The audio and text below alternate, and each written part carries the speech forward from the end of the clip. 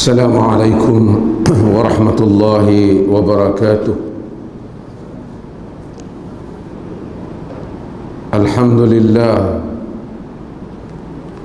نحمده ونستعينه ونستغفره ونعوذ بالله من شرور أنفسنا ومن سيئات أعمالنا.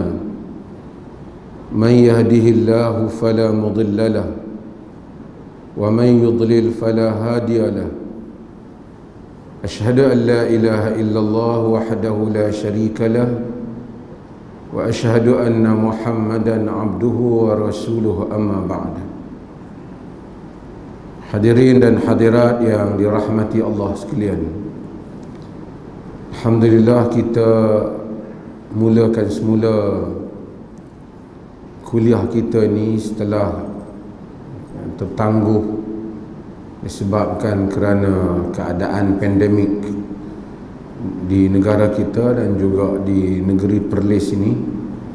Walaupun pada awalnya kita dalam keadaan yang baik, kemudian ada peningkatan kes, kemudian sekarang ada peraturan yang banyak tentang kehadiran ke masjid yang membabitkan masalah qaryah dan seumpamanya. Pun begitu, insya-Allah hari demi hari pentadbiran agama Islam dalam negeri ini berusaha untuk membuka seluas-luasnya, dan kita dapati alhamdulillah sehingga kini Perlis antara yang paling luas membuka ruang untuk memberi peluang kepada orang memakmurkan masjid, walaupun ada peraturan yang masih lagi menghalang masjid bergerak begitu aktif. Hadirin dan hadirat yang dirahmati Allah, hadis yang berikutnya ialah hadis Abi Sa'id Al-Khudri radhiyallahu anhu.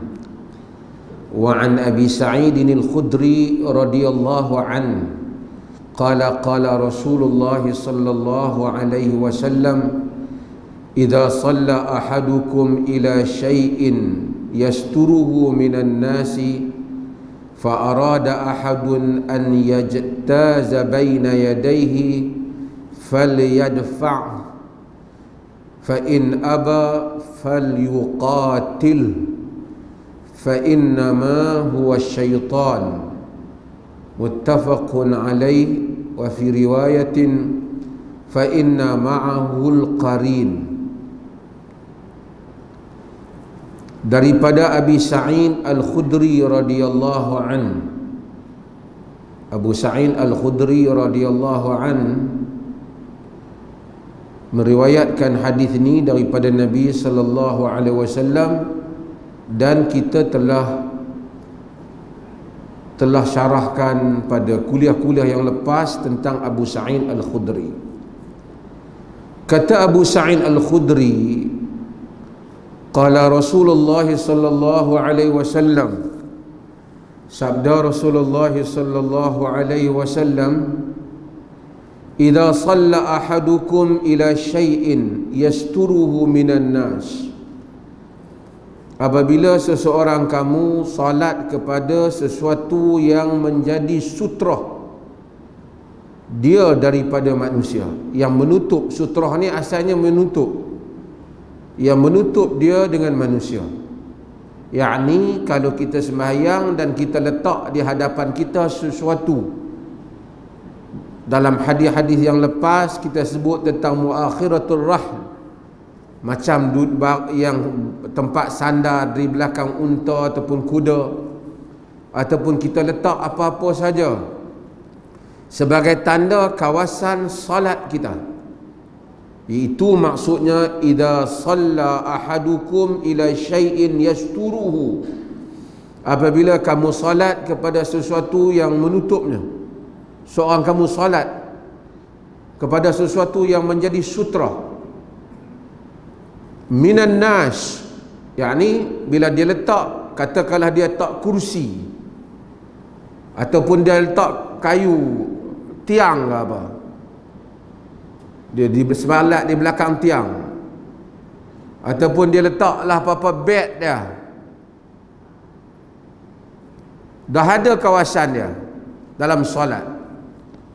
Fa arada ahadun an yajtaza baina yadayhi, tiba-tiba ada orang yang mana nak lintas juga di depan dia.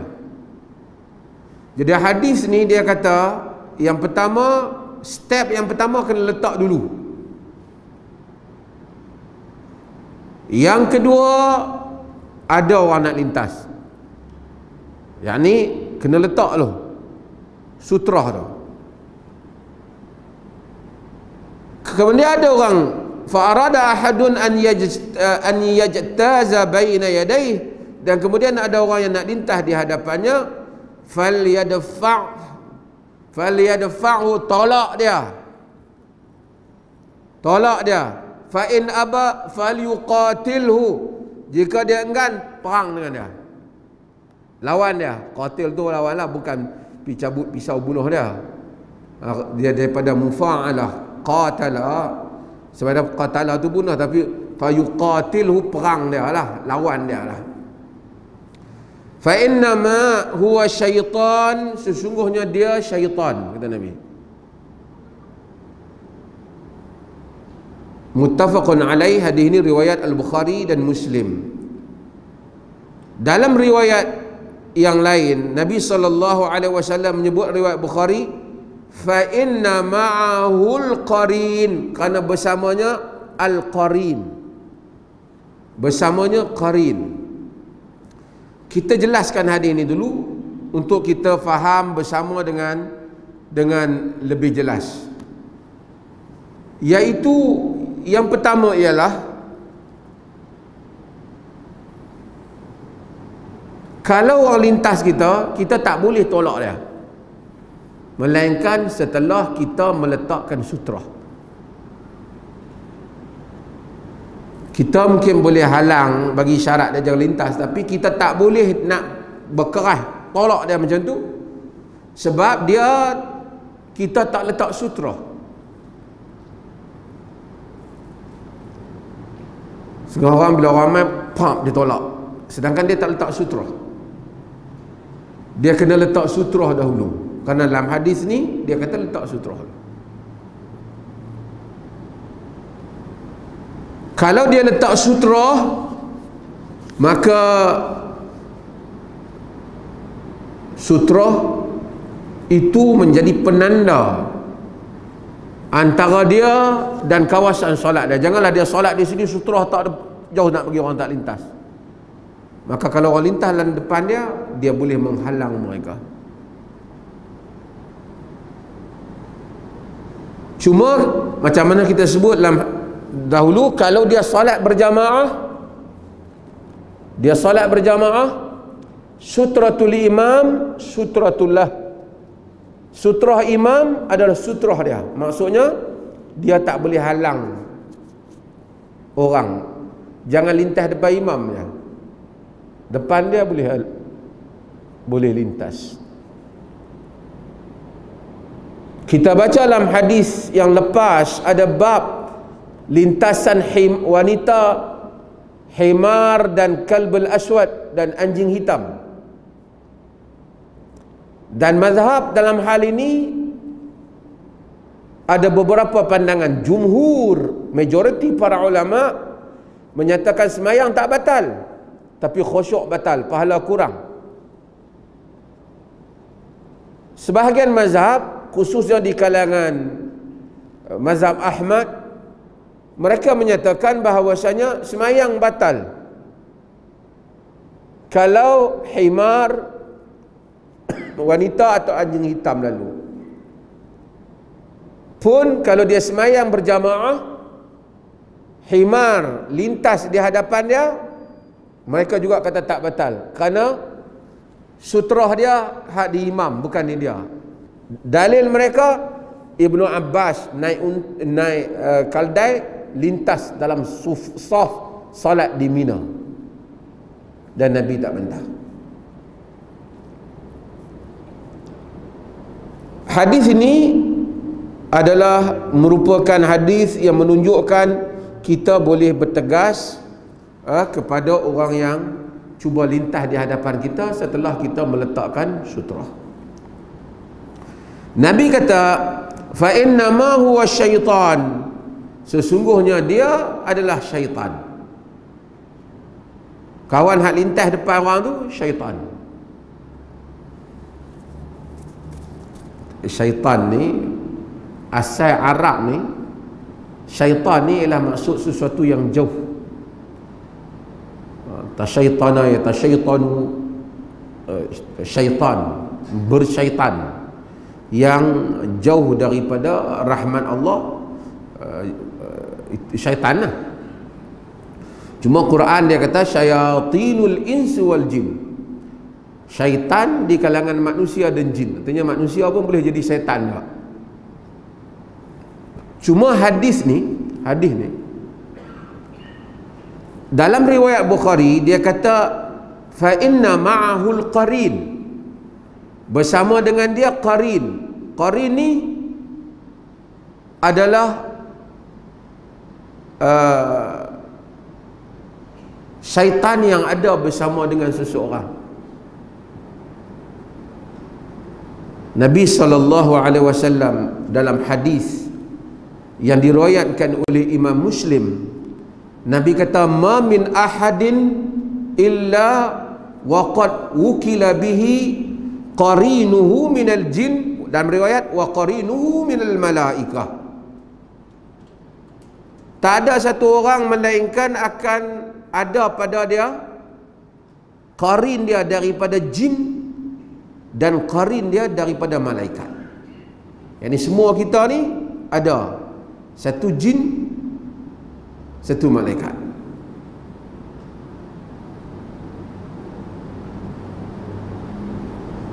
Sahabat kata, hadis Muslim, sahabat tanya Abdullah bin Mas'ud riwayat, qalu wa iyyaka ya Rasulullah, kau pun ada ke?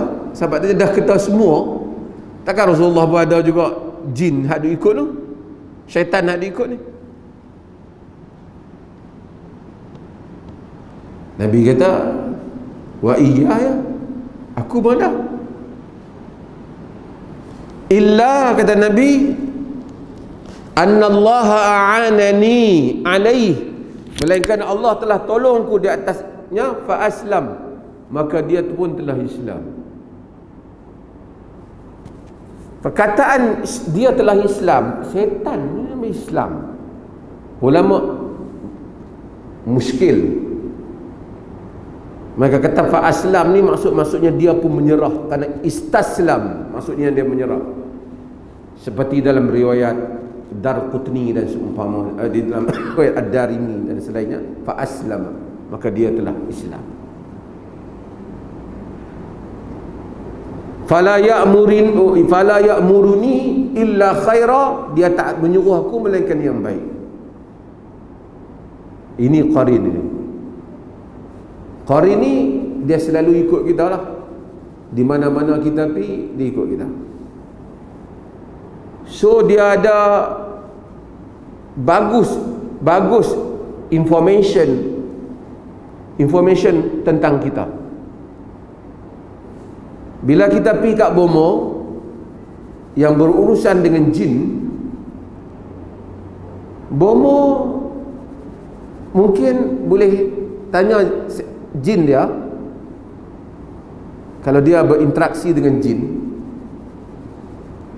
dia tanya jin dia ni 3 hari lepas duduk mana? Dia kata dia ni 3 hari lepas dia pergi sekian-sekian rumah adik-beradik dia sekian. Oh, adik-beradik dia tu macam mana? Adik-beradik dia ni orang dia tinggi-tinggi macam tu. Kerja apa? Kerja di negeri Kedah contohlah. Bomo pun berlakon, rasanya 3 hari lepas ni ada pergi mana-mana tak? Dia pun terkejut. Macam mana Bomo boleh tahu? Kelas Bomo ni Ada tak pergi jumpa satu orang tinggi-tinggi macam ni, kena mengena juga ni? Allah, Pak Lang hang. Oh itu terlintas. Dia ni duk kerja belah seberang kan, Kedah ni. Oh betul-betul pandai tu umur. Dia bukan bomoh hak Piramli kat tangan tu.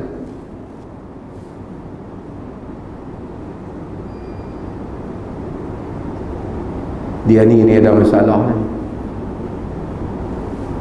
Sah dah aku dah ingat selama ni memang Palang yang buat, memang dia buat tu. Gaduh. Kita kata bomoh fitnah, dia nak fitnah macam mana? Dia tahu maklumat dia bagi betul. Bomoh ambil mana maklumat tu? Bomoh ambil kat Qarin tu.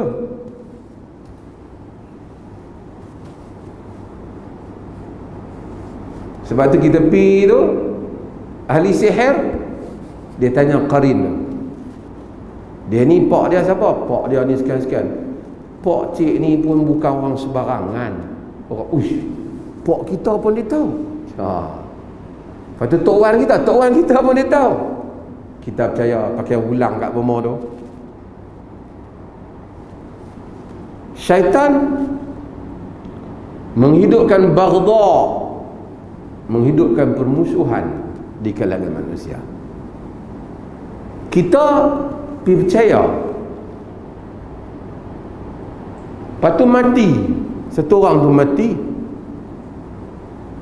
Bila mati, dia balik mai. Tu bukan roh dia tak balik mai dah. Jin tu pun dia rasuk. Sebahagian orang tu dia masru' histeria. Ada histeria beberapa jenis. Sebahagian tekanan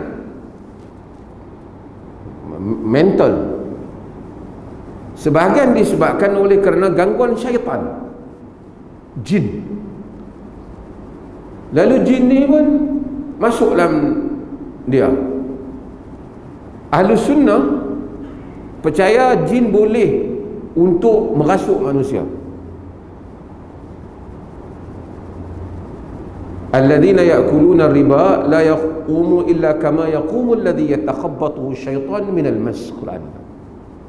Orang yang makan riba tidak berdiri dia melainkan seperti berdirinya orang yang kerasukan syaitan disebabkan penyakit gila. Yang ni Mu'tazilah kata no, tak boleh berlaku. Tidak mungkin ada dua soul in one body. Tak mungkin ada dua ruh dalam satu badan. Ahlus Sunnah percaya, kata boleh berlaku. Dan manusia telah tengok hal itu berlaku. Bila berlaku dia pun bercakap, wih, dia cerita semua, aku ni, hang ni siapa? Aku ni adalah Tok Wan hampa. Oh, betul ke hang Tok Wan kami? Cuba cerita, Tok Wan suka apa? Aku ni dulu, dia sebut detail tentang Tok Wan dia. Dia kata, macam mana dia boleh tahu semua ni? Sebab dia apa? Dia qarin tadi. Sebab dia qarin tadi. Qarin tu menipu ramai orang, tersesat jalan. Asal dia punya peranan qarin tu menyuruh kita kepada benda yang jahat, menyuruh kita kepada benda yang jahat. Qarin tu apa? Qarin tu di kalangan jin tadi. Qarinuhu minal jin. Para ulama bincang, setan-setan ni, syaitan, Nabi sebut syaitan ni, dia di kalangan apa? Syaitan dia di kalangan jin. Sebahagian para ulama kata jin tu asalnya setan. Macam mana manusia ni asalnya Adam, jin tu asalnya setan. Itu pendapat Ibn Taymiyah. Namun tidak ada nas dalam masalah ni. Yang penting Jin, syaitan jenis yang sama. Hak mana kafir, jahat apa semua tu syaitan. Di kalangan jin ada yang beriman. Iblis yang tak mau sujud kepada Adam tu, dia daripada apa? Jin ke malaikat? Jin ke malaikat? Jin. Buku-buku tafsir ada yang menyebut kononnya iblis di kalangan malaikat yang dahulunya adalah malaikat yang menjaga syurga lah, yang menjaga macam-macam, kemudian dia derhaka, kemudian Allah Subhanahu wa taala hukum dia. Banyak panjang cerita mereka tentang kedudukan tinggi iblis yang dahulunya malaikat. Ada buku tafsir yang sebut hal itu, tetapi tidak ada sebarang argument yang membuktikan hal itu. Hanya kerana mereka menyatakan wa iz qulna lil malaikati isjudu li adama fasajadu illa iblis. Kecuali iblis. Kami perintah pada malaikat, ketika kami katakan kepada malaikat sujud pada Adam, mereka sujud kecuali iblis. So dia kecuali iblis, so iblis among daripada grup malaikat berdasarkan ayat ini. Tetapi di dalam surah Al-Kahf Allah Ta'ala kata wa iz qulna lil malaikati isjudu li adama fasajadu illa iblis akana minal jin fafasaqa an wa kana minal jin wa kana minal jin fafasaqa an amri rabbih. Ketika kami memerintahkan kepada malaikat untuk sujud pada Adam, semuanya sujud kecuali iblis, dan dia termasuk di kalangan jin yang mana dia telah fasik, telah menentang untuk perintah Tuhannya. Jadi clear, iblis di kalangan jin. Di kalangan jin itu, di kalangan jin itu yang kafir iblis tentu dah chop pada dia, ifrit chop. Tapi jin, di kalangan jin ada ya juga yang beriman. Ada yang beriman. Sebab tu Allah kata wa ma khalaqtul jinna wal ins illa liya'budun. Aku tidak ciptakan jin dan manusia melainkan untuk mereka menyembah aku. Maksudnya jin diciptakan untuk menyembah Allah Subhanahu wa taala. Para ulama, dan jin ni beranak pinak, berketurunan ramai, dan duduk pada alam dia. Banyak benda saya sebut pada tuan-tuan, banyak hal yang dahulunya orang tak tahu, sekarang orang tahu kerana kemajuan teknologi dan pengetahuan. Dulunya mungkin pelik. Handphone ni, saya call, tak saya ada satu orang terkenal call, saya tak boleh angkat. Call kawan ni mungkin duduk di US, duduk di Brazil ke, duduk di Mekah ke, duduk di Jordan ke, saya call, dia angkat, dia boleh sembang. Saya boleh buat lagi video call, saya nampak dia, dia nampak saya. Kalau ahli sihir Firaun hidup masa ni, dia pun pitam tengok, dia pun tak boleh buat. Tapi ini bukan sihir. Ini apa yang ada dalam alam ni, gelombang yang sebelum ni manusia tak nampak, ia wujud, tapi manusia tak boleh nak gunakan, utilisekan, tak boleh nak guna dia. Tapi sekarang bila manusia tahu tentang semua benda ni, dulu hebat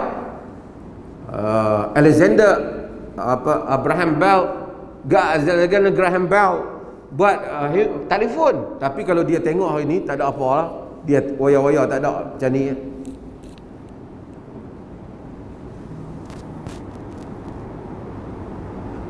Ahli sihir Firaun tak boleh buat. Sebab apa? Sebab ini alam ni terlalu banyak secret dia. Tuhan cipta. Jin kita tak nampak, Tapi mungkin di satu tempat berjuta jin dah, tapi dia wujud. Golongan-golongan etis yang dahulu kononnya tak mau mempercayai hal-hal yang metafizik, hanya nak mempercayai yang dapat dilihat sahaja. Betapa banyak benda yang tak dapat dilihat, diproven secara saintifik pun.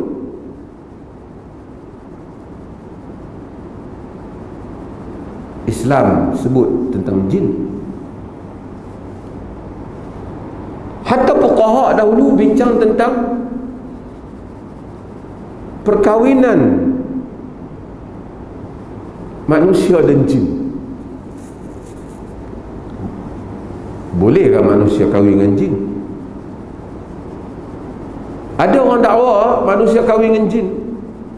Tak ada dalam nas kata manusia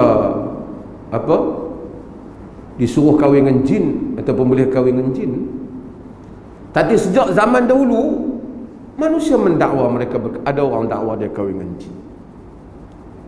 Imam Malik kata, aku tak nampak apa-apa nas dalam melarang hal itu. Tetapi jumhur menolak, kerana dia kata wa min ayatihi an khalaqa lakum min anfusikum azwaja litaskunu ilaiha wa ja'ala bainakum mawaddatan wa rahmah. Di antara tanda-tanda kebesarannya, dia menciptakan kamu daripada diri kamu sendiri, jenis kamu, pasangan kamu. So pasangan kamu daripada jenis kamu, kamu bukan kahwin dengan jin. Cumanya ada tak kemungkinan manusia boleh kahwin dengan jin? Saya bukan nak suruh tuan-tuan pergi kahwin dengan jin, saya nak cerita manusia ni berinteraksi. Saya pernah lah jumpa orang, 2-3 orang lah yang mengaku kahwin dengan jin ni. Tak tahu kan dia tu jin ke, kawan bini dia ke jin ke, bini dia orang dia rasa dia jin, tapi dia abang lah jin tu. Arab pun saya jumpa, Melayu ada jumpa. Bukan soal nak percaya superstition tak apa, tapi saya nak cerita hal itu disebut dalam kitab-kitab. Bolehkah jin menggauli manusia? Wallahu alam. Cuma di kalangan mereka yang menyatakan kemungkinan itu berlaku, mereka berdalil dengan ayat Quran. Bila Quran cerita tentang wanita-wanita, dalam bahasa kita bidadari lah, wanita-wanita yang disediakan oleh Allah, bidadari di dalam syurga. Allah sebut 2 kali dalam surah Ar-Rahman. Allah sebut tentang fihinna qasiratut tarf lam yatmithunna insun qablahum wala jan. Di dalam syurga yang Allah sediakan itu, untuk kali pertama Allah sebut, dalam surah tu ada 2 kali Allah sebut fihin qasiratut tarf, wanita-wanita yang qasiratut tarf, maksudnya singkat pandangannya. Maksud dia tak pernah tengok lelaki lain, dia hanya tengok lelaki dia dalam syurga saja. Kerana lelaki di dalam syurga itu begitu kacak, lawa, handsome, dan dia diciptakan tak ada pernah dia duk pergi tengok laki ni sehingga terpaut mata dia dengan laki A, B, dan kemudian baru tengok suami dia seperti wanita di dunia. Tapi Allah kata fihin qasiratut tarf, pada syurga yang disediakan itu qasiratut tarf, wanita-wanita yang singkat pandangan mereka, maksudnya hanya melihat suami mereka. Lam yatmithunna insun qablahum wala jan, tak pernah mereka itu disentuh sebelum itu oleh manusia ataupun jin. Wanita ni Allah ciptakan memang untuk kamu saja. So walaupun kita duduk di dunia ni muka tak handsome, bini tengok pun lemah, tapi di syurga kalau masuk kita begitu handsome dan cantik, kacak. Wanita-wanita yang Allah sediakan itu tidak pernah melihat orang lain melainkan kita sahaja. Segala nafsu dan syahwatnya itu hanya untuk kita sahaja. Lam yatmithun insun qablahum wala jan. Tak disentuh, tak disetubuhi dia.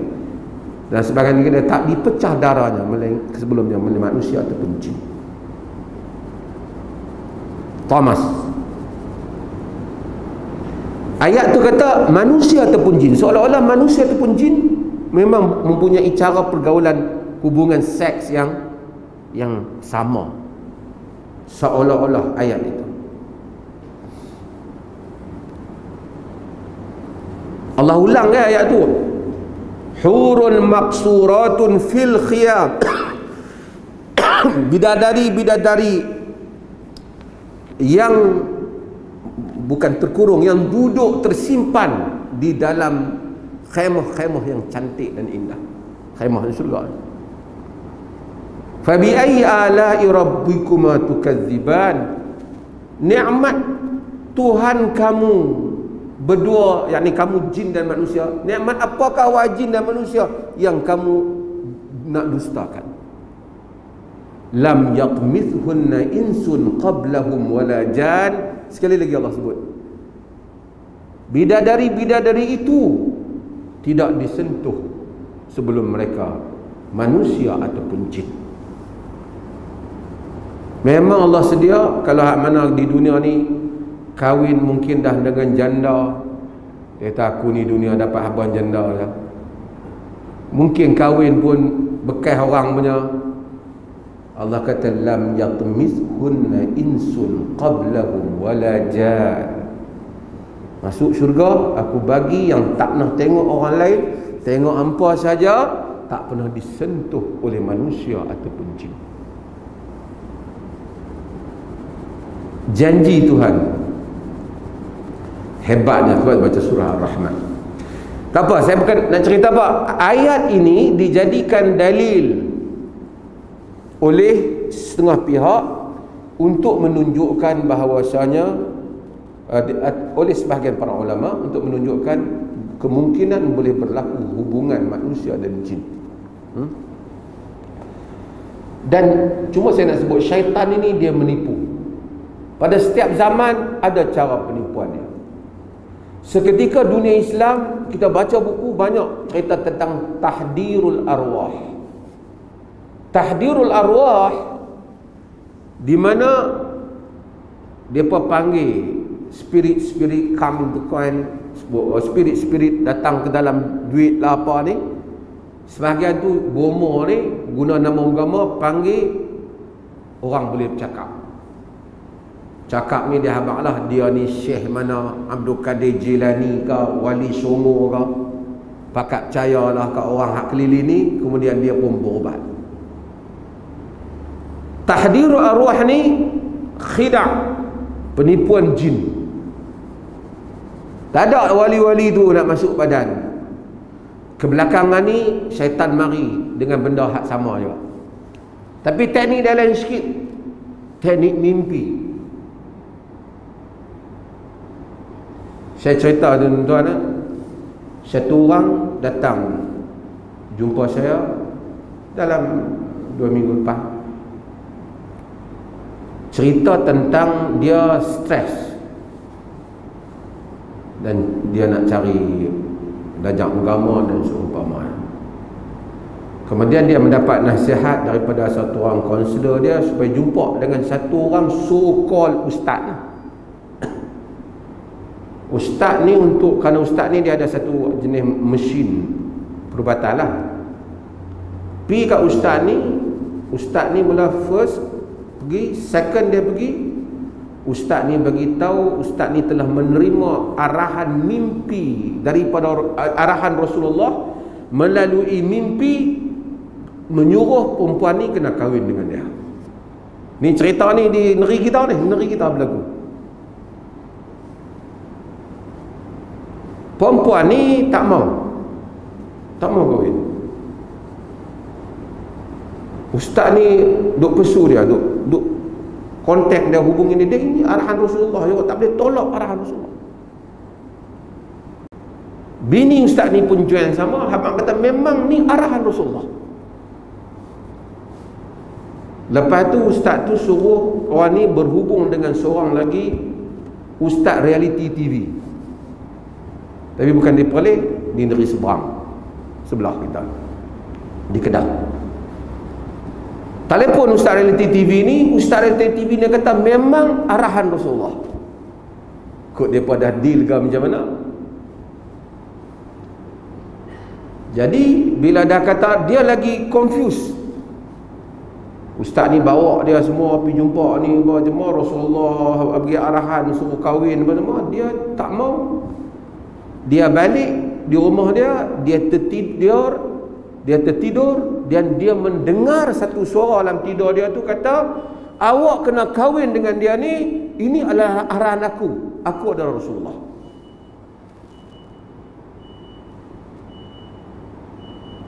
Hasilnya dia pun kahwin. Setelah kahwin sekarang ada masalah lah. Dia ada duit, ustaz ni tak ada duit, macam-macam lah. Ustaz tu tak biar dia lah. Mungkinlah pasal arahan tu pun pasal dia ada duit lah kot. Kan? Tapi dia punya soalan, dia tanya saya, hak depa dakwa tu okey, boleh kata, tapi saya dengar sendiri ni. Saya kata syaitan menipu manusia. Dan dia hadir perjumpaan mereka ini mengiktiraf masitah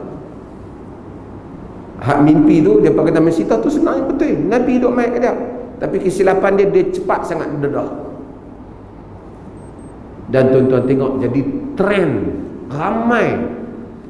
Saya pun ada terima semalam ni semua seorang semalam seorang datuk profesor pensyarah universiti, profesor datuk, cerita kawan baik dia pun dapat mimpi juga.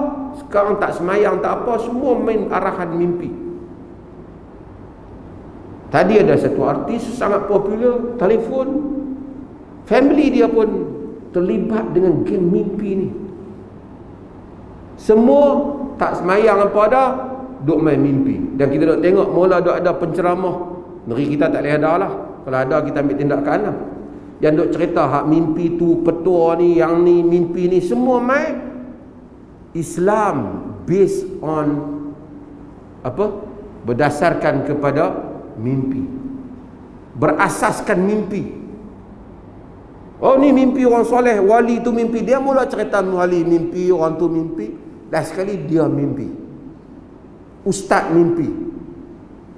Kita dah cerita tentang hukum hakam mimpi ni. Kita bukan totally deny untuk satu orang personal punya mimpi. Satu orang nak kahwin, dia mimpi syarat macam tak sesuai untuk dia.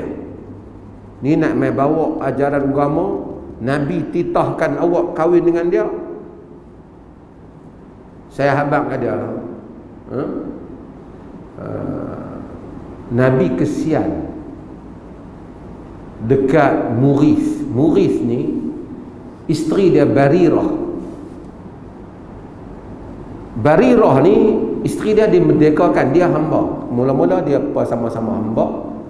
Isteri dia merdeka, bila merdeka dia ada pilihan di tangan dia untuk meninggalkan suami dia. Muris ni punyalah sayang kat Barirah. Dia ikut Barirah merata, dia merayu kat Barirah supaya balik pada dia. Barirah tak mau. Nabi kesian kepada Muris. Nabi kata, ya Abbas, kat apa saudara, ata'jabu min hubbi Muris Barirata wa bughda Bariratan Murisa. Kau heran tak betapa sayangnya Muris kepada Barirah dan bencinya Barirah pada Muris.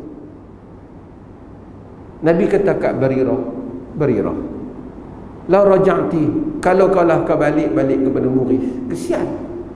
Dia tanya, ya Rasulullah, tak Muris ni. Wahai Rasulullah, kau perintahkan aku. Adakah Rasulullah perintah supaya dia balik? Nabi kata, wa innama ana syafi'. Tak, aku cadang, aku kesian kat dia. Ada kata la hajatan li fi. Aku tak perlukan dia. Nabi tak pasal. Ni mailah mimpi arahan Nabi. Arah dah. Ada cerita Julaibi yang itu cerita lain. Itu ada satu bab yang kita banyak. Ini menunjukkan syaitan, permainan. Sebab itu hati-hati dengan hal-hal yang seperti itu. Zana.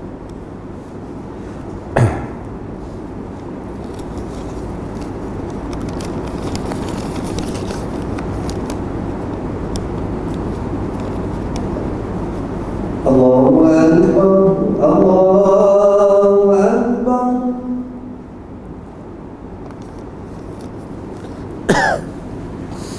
Allahu Akbar, Allahu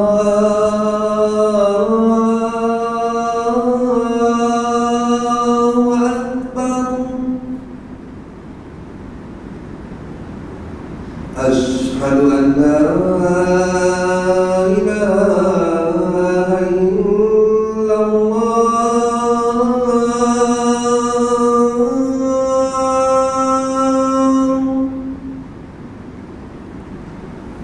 أشهد أن لا إله إلا الله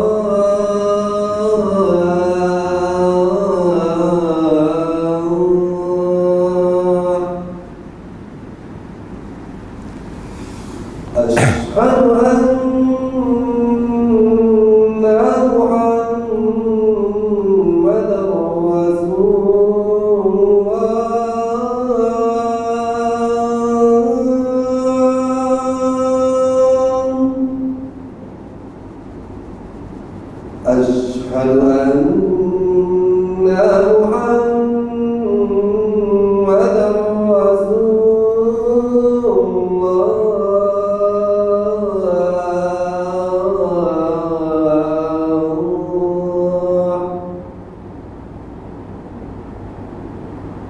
حي على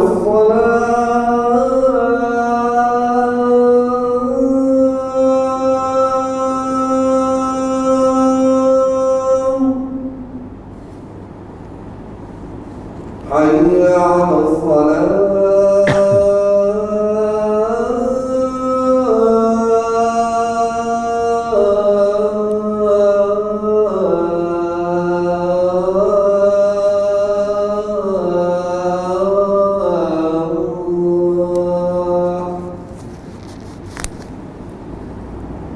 على حي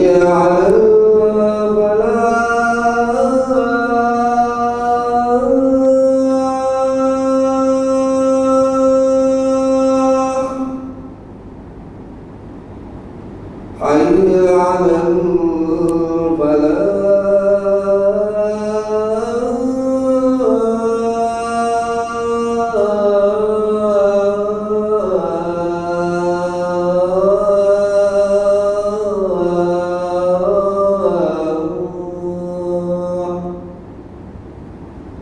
الله أكبر الله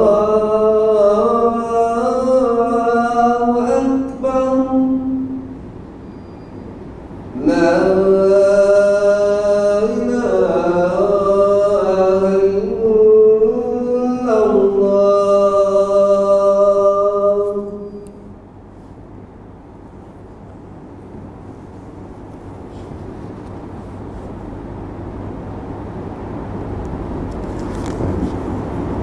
Terima kasih. Ada soalan? Ada soalan?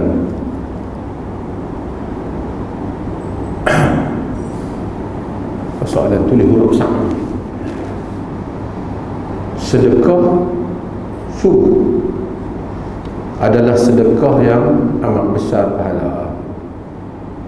Ya, sila Datuk jelaskan waktu aftal sedekah subuh. Adakah hanya selepas azan subuh? Kalau sedekah dilakukan sebelum azan tu subuh, apa dikira sebagai? Dia boleh, sebenarnya sedekah, manusia boleh sedekah pada apa-apa waktu sahaja dia boleh sedekah, dan sedekah mempunyai pahala yang besar. Saya tak tahu kenapa dia nak fokus pada sedekah subuh dalam soalan dia ni. Cuma dalam hadis yang diriwayatkan oleh Imam Bukhari dan diriwayatkan selainnya, dia menyatakan ma min yaumin yusbihul ibadu fihi illa malakani yanzilan yaqulu ahaduhuma Allahumma a'ti munfiqan khalafa wa yaqulu al-akhar Allahumma a'ti mumsikan talafa.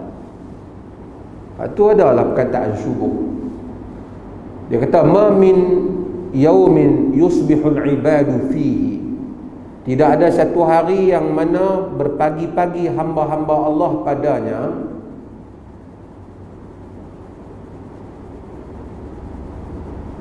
illa malakani yanzilan, melainkan ada dua malaikat yang turun.